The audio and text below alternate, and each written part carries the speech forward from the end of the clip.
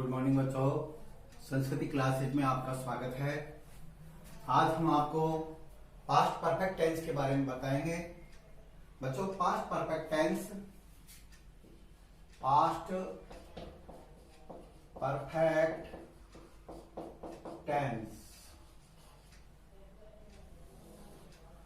बच्चों टेंस के बारे में ये हमारा 16वां लेक्चर है, वीडियो है। काफी टेंस के बारे में हमने आपको बताया है, टेंस को सरल करके बताया है कि किस तरह से स्टूडेंट को टेंस के ट्रांसलेशन में कितनी दिक्कतें आती हैं। वो हमने अपनी वीडियोज के माध्यम से बहुत सरलीकरण से सारे पैटर्न्स बता करके बता रहे हैं। आप यदि नए हैं इस वीडियो में, स्टूडेंट नए आए हैं तो देखें, इसको लाइक करें, सबसे पहले शेयर करें और सब्सक्राइब करना सब्सक्राइब अवश्य करें, ताकि हम आपके लिए बेहतरीन से बेहतरीन वीडियोज बना करके आपको घर बैठे शिक्षा का आनंद दे सके। तो आज हम चलते हैं पास्ट परफेक्ट टेंस की ओर। पास्ट परफेक्ट टेंस की जो पहचान है वो देखिए बच्चों। सिंपल तौर से तो हम बात करें परफेक्ट टेंस की, जो हमने प्रेजेंट टेंस के लिए बताया था कि चुका है, चुकी है, चुके हैं। तो आप यह समझ रहे होंगे पास्ट है, तो हम कह सकते हैं सिंपल रूप से, साधारण रूप से, कि हिंदी वाक्यों के अंत में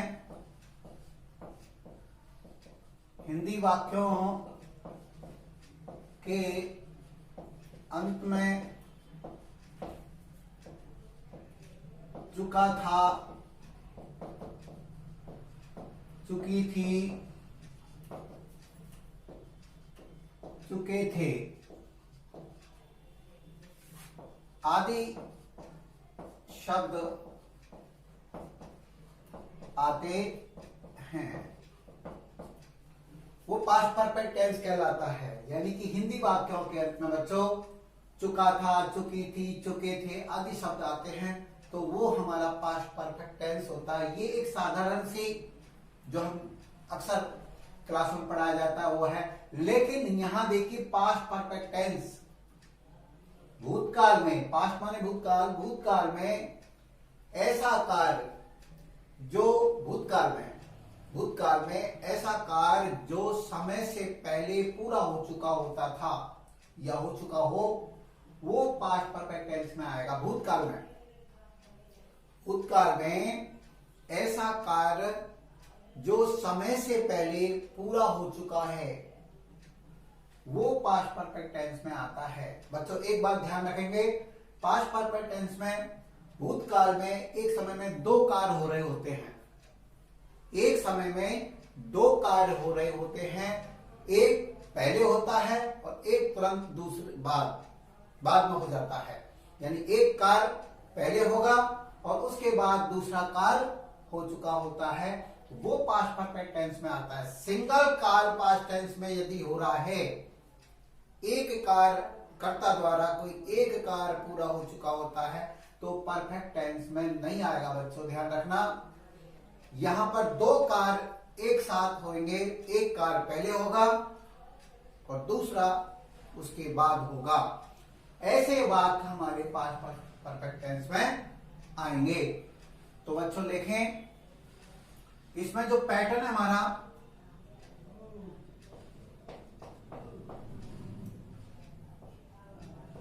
पैटर्न जो हमारा है, इसमें सब्जेक्ट आएगा,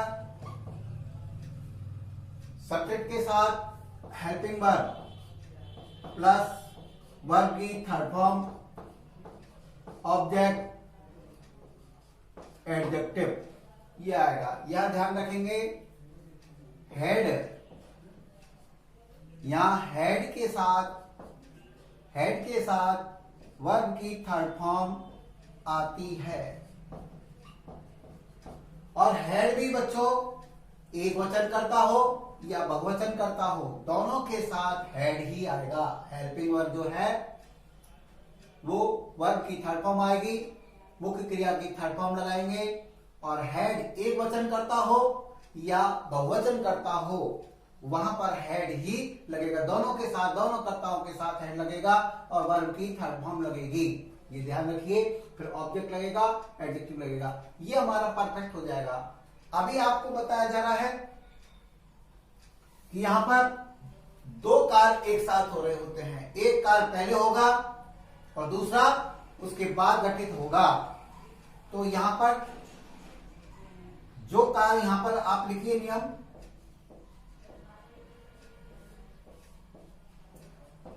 इस टेंस में भूतकाल में कोई कार्य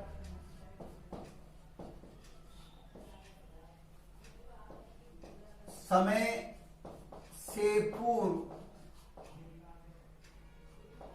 से पूर्व पूरा हो चुका होता है। इस टेंस में भूतकाल में कोई कार्य, कर्ता द्वारा जो कार्य हो रहा है वह समय से पहले पूरा हो चुका होता है, वह पास्ट परफेक्ट टेंस में आता है। इसमें भूतकाल में दो कार्य होते हैं,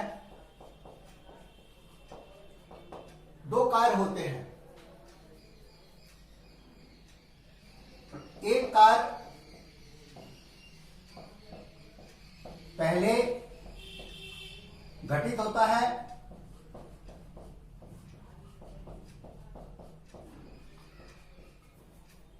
उसके बाद दूसरा कार्य पूरा होता है। ये ध्यान रखना, दो कार्य होते हैं, एक कार्य पहले घटित होता है, उसके बाद दूसरा कार्य पूरा होता है। दोनों कार्य आपस में जुड़े होते हैं, एक का दूसरे से संबंध होता है, तो वो पास्ट परफेक्ट टेंस कहलाता है। जैसे आप अभी जैसे आप समझ जाएंगे, मेरे स्टेशन पर पहुंचने से पहले गाड़ी छूट चुकी थी। यहां देखिए, मेरे स्टेशन पर पहुंचने से पहले गाड़ी छूट चुकी थी। ये वाक्य आप देख रहे होंगे, इस एक पूरे वाक्य में दो कार्यकर्ता द्वारा दो कार्य हो रहे हैं। एक मेरे स्टेशन पर पहुंचने से पहले, एक वो पहले स्टेशन पहुंच रहा है, और दूसरा गाड़ी का छूट जाना। ये दो वाक्य हैं और दोनों वाक्य बिफोर से जुड़े हुए हैं। ये कंजक्शन है, बिफोर से जुड़े हुए हैं, बिफोर से जुड़ा हुआ है, तो ये हमारा पास्ट परफेक्ट टेंस कहलाएगा। तो इसको देखेंगे, यहां एक और आपको समझा देते हैं कि जो कार्य पहले होगा, जो अब इसमें आपको पहचान कैसे हम ट्रांसलेशन करेंगे वो एक आपको समझा दें कि जो कार्य इसमें आपको पहले घटित हो रहा है या पहले हो चुका हो रहा दिखाई दे रहा है, समझ में आ रहा है, उसको हम पास्ट परफेक्ट टेंस में बनाएंगे। जो काम कर्ता द्वारा पहले पूरा हो रहा है, दिखाई दे रहा है या समझ में आ रहा है, उसको हम पास्ट परफेक्ट टेंस में अनुवाद करेंगे। और जो काम बाद में हो रहा है वो पास्ट इंडेफिनिट टेंस में अनुवाद होगा या बनेगा। तो यहां देखिए, मेरे स्टेशन पर पहुंचने से पहले गाड़ी छूट चुकी थी। यहां देखिए, गाड़ी पहले जा रही है, जो ट्रेन है, रेलगाड़ी है, ट्रेन है, वो पहले निकल रही है, तो हम द ट्रेन, इसका अनुवाद करेंगे the train had, the train had left, the train had left before I reached station. यहां ध्यान दें, द ट्रेन हैड लेफ्ट। आपको बताया पास्ट परफेक्ट टेंस का जो पैटर्न बताया था, सब्जेक्ट हेल्पिंग वर्ब हेड लगा दी और वर्ब की थर्ड फॉर्म लगा दी। ये हमने पास्ट परफेक्ट टेंस में जो कार्य पहले हो रहा है वो हमने पास्ट परफेक्ट टेंस में बनाया या बनाएंगे। बिफोर से दोनों को जोड़ा है पहले, इसके बाद जो कार्य हो रहा है I reach the station, I reach the station, ये पास्ट इंडेफिनिट टेंस में हो रहा है। तो यहाँ बच्चों समझे, मेरे स्टेशन पर पहुंचने से पहले यानी मैं स्टेशन पर पहुंचा उससे पहले गाड़ी छूट चुकी थी। तो गाड़ी पहले जा रही है, इसका अनुवाद इसका ट्रांसलेशन हम पास्ट परफेक्ट टेंस में करेंगे, जैसे कि हमने किया है। द ट्रेन हैड लेफ्ट, गाड़ी छूट चुकी थी। बिफोर, इससे पहले मैं स्टेशन पर पहुंचूं। आई रीच स्टेशन, मेरे स्टेशन पर पहुंचने से पहले गाड़ी छूट चुकी थी। तो बच्चों यहां पर यह समझना है मुख्य रूप से पास्ट परफेक्ट टेंस में कि जो कार्य भूतकाल में पहले घटित होगा, जो काम पहले घटित होगा, उसको पास्ट परफेक्ट टेंस में वाक्य बनाएंगे, और जो कार्य बाद में घटित होगा उसको हम पास्ट इंडेफिनिट टेंस में बनाएंगे। पास्ट इंडेफिनिट टेंस में बनाने का जो पैटर्न है, इसमें जो पैटर्न आएगा दूसरे वाक्य में, एक बात और समझ लीजिए, इसका जो पैटर्न है सब्जेक्ट और वर्ब की सेकंड फॉर्म, वर्ब की सेकंड फॉर्म लगेगी, ऑब्जेक्ट लगेगा और एडवर्ब एडजेक्टिव लगेगा जो भी। और बिफोर से उतारें एक बार इसको।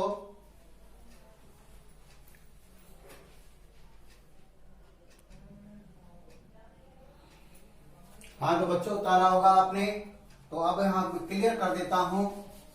देखिए पास्ट परफेक्ट टेंस आपको समझ में आ जाएगा। इसमें आपको दो वाक्य नजर आएंगे। नंबर एक, पहले घटित होने वाला कार्य, ऐसे वाक्य में पास्ट परफेक्ट टेंस का प्रयोग होगा, और जिस वाक्य में कार्य बाद में घटित होना पाया जा रहा है या पाया जाता है,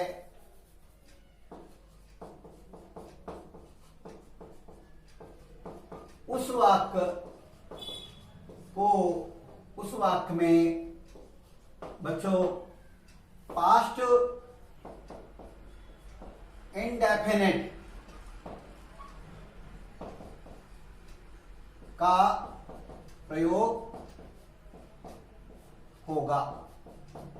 तो परफेक्ट टेंस में खासतौर से इस नियम को ध्यान रखिए कि ऐसा वाक्य, दो कार्य एक साथ हो रहे होंगे, एक कार्य एक वाक्य में हमको एक कार्य ऐसा लगेगा जो पहले घटित हो रहा है दूसरे कार्य के होने से पहले जस्ट, तो वह वाक्य हम पास्ट परफेक्ट टेंस में अनुवाद करेंगे या पास्ट परफेक्ट टेंस में उसको डालेंगे, और उसके बाद जो वाक्य घटित हो रहा है या लग रहा है उसको हम पास्ट इंडेफिनिट टेंस में प्रयोग करेंगे। नंबर 2, दोनों वाक्यों को before, when, after till, until आदि कंजक्शन से जोड़ देंगे। कंजक्शन प्रयोग करेंगे ये बिफोर या व्हेन या आफ्टर या टिल या अनटिल, ये कंजक्शन से दोनों वाक्यों को जोड़ करके एक वाक्य बना देंगे, संयुक्त वाक्य बन जाएगा। ये पास्ट परफेक्ट टेंस की विशेष पहचान है।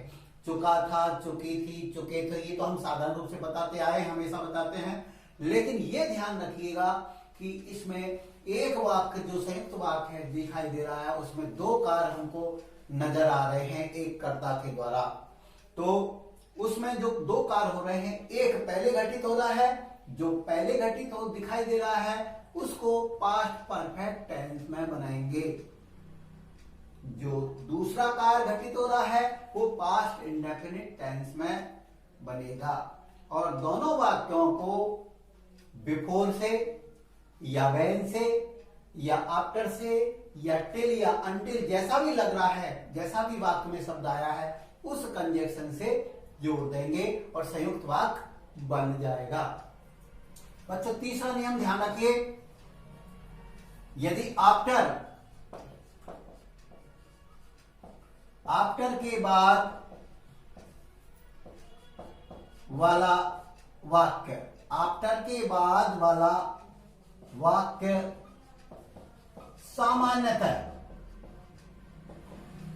सामान्यतया पास्ट परफेक्ट टेंस में बनता है। पास्ट परफेक्ट टेंस में बनता है, या इस टेंस का, पास्ट परफेक्ट टेंस का प्रयोग होता है, या हम पास्ट परफेक्ट टेंस में बनाते हैं।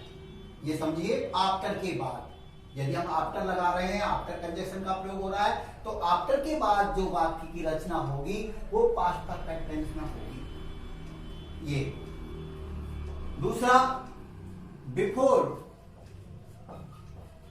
बिफोर के बाद वाला वाक्य सामान्यतया पास्ट इंडेफिनिट में बनता है। तो बच्चों यहां समझें, बिफोर से अगर हम कंजक्शन, बिफोर से दोनों वाक्यों को जोड़ रहे हैं, तो बिफोर के बाद वाला वाक्य जो बनेगा वो पास्ट इंडेफिनिट टेंस में बनेगा, या पास्ट इंडेफिनिट टेंस का प्रयोग हम करेंगे। तो यहां तीनों नियम समझ लें। दोनों यहां पहले घटित होने वाला कार्य, ऐसा वाक्य जिसमें पहले कार्य घटित हो रहा है, पहले काम जो हो रहा है वो पास्ट परफेक्ट टेंस में बनाएंगे।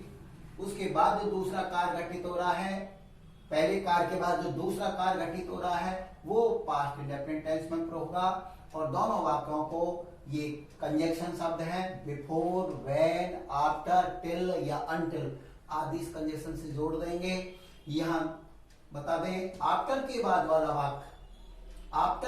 वाला वाक्य सामान्यतः पास्ट परफेक्ट टेंस में बनता है, और बिफोर के बाद वाला वाक्य सामान्यतः पास्ट इंडेफिनिट टेंस में बनता है।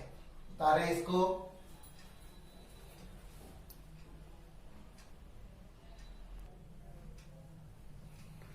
हाँ तो बच्चे उतारिए।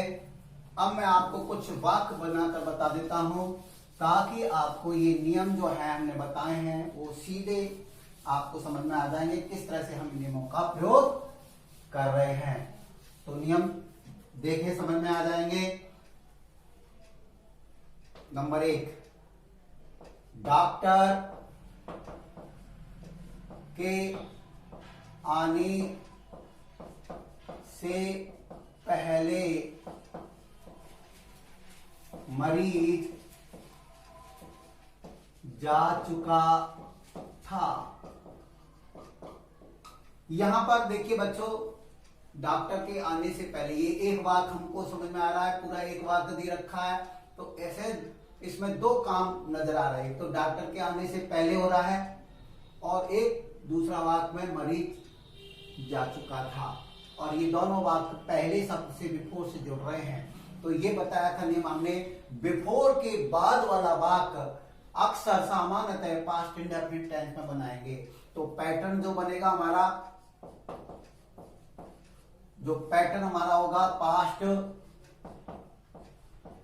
Perfect plus before plus past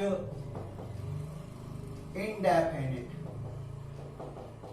ये ध्यान रखिए, बिफोर से जुड़ रहा है तो बिफोर से पहले वाला वाक्य हम पास्ट परफेक्ट टेंस में बनाएंगे, और पहले वाला वाक्य आ गया तो हमको ये देखना है इसमें कि पहले काम कौन सा पूरा हो रहा है पास्ट टेंस में। तो यहां देखिए, डॉक्टर के आने से पहले मरीज जा चुका था, तो मरीज जा चुका था, ये काम हमको पहले नजर आ रहा है, तो हम इसको पहले लिखेंगे, the patient had died before। ये काम भी हो गया हमारा, देखिए पास्ट परफेक्ट टेंस बन चुका है, द पेशेंट हैड डाइड। जा चुका था तो मतलब खत्म हो गया, the patient had died before the doctor केम। ये हमने बिफोर के बाद वाला वाक्य सामान्यतः पास्ट इंडेफिनिट टेंस में रहेगा। सब्जेक्ट आ गया, वर्ब की सेकंड फॉर्म आ गई। आया समझ में बच्चों? दूसरा और ले लीजिए, वर्षा। वर्षा होने से पहले, वर्षा होने से पहले हम घर आ चुके थे। वर्षा होने से पहले हम घर आ चुके थे। बच्चों इसमें भी देख लीजिए, वर्षा होने से पहले हम घर आ चुके थे। तो यहाँ दो वाक्य नजर आ रहे होंगे, वर्षा होने से पहले, पहले हमारा कंजक्शन का प्रयोग कर रहा है ये, हम घर आ चुके थे। यहाँ हमको ऐसा संयुक्त वाक्य है और इसमें दिखाई दे रहा है और समझ में आ रहा होगा आपको भी बच्चों कि हम घर आ चुके थे, यानी हमारा घर आना, ये इस वाक्य में पहले काम घटित नजर आ रहा है। तो इसको हम पहले पास्ट परफेक्ट टेंस में बनाएंगे। तो वी करता यहां पर है, वी हैड कम, या रीच लगा दो यहां पर, we had reached home before, we had reach home before it rained. ये पास्ट इंडेफिनिट हो गया हमारा, बिफोर से जुड़ रहा है, जो आपको नियम बताया था पैटर्न्स, और ये हमारा पास्ट परफेक्ट टेंस हो गया।